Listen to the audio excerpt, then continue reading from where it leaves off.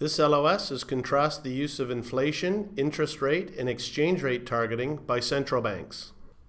Monetary policy, inflation targeting.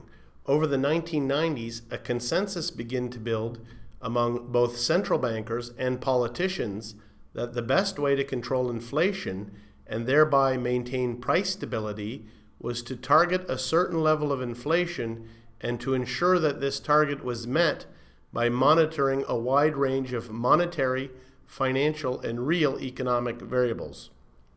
Nowadays, inflation targeting frameworks are the cornerstone of monetary policy and macroeconomic policy in many economies. Exchange rate targeting. Many developing economies, not developed, developing economies, choose to operate monetary policy by targeting their currency's exchange rate, rather than an explicit level of domestic inflation. Such targeting involves setting a fixed level or band of values for the exchange rate against a major currency, with the central bank supporting the target by buying and selling the national currency in foreign exchange markets.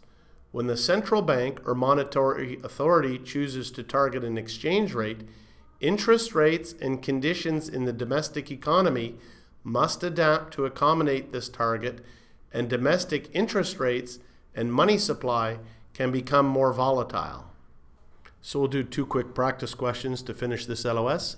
A country that maintains a target exchange rate is most likely to have which outcome when its inflation rate rises above the level of the inflation rate in the target country?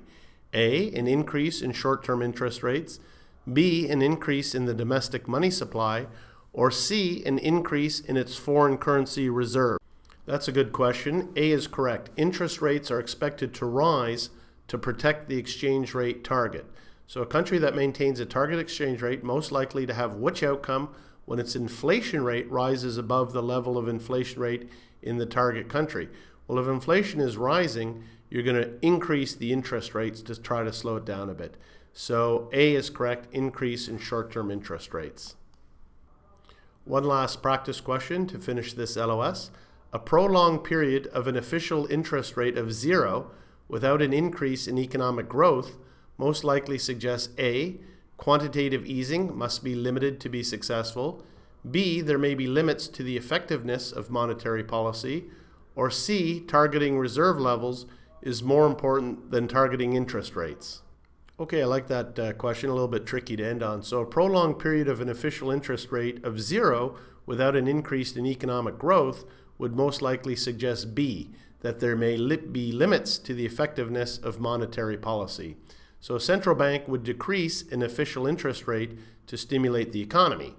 The setting in which an official interest rate is lowered to 0, that's the lowest value that could be targeted, without stimulating economic growth, suggests that there are limits to monetary policy. And that's the last slide for this LOS. Thank you.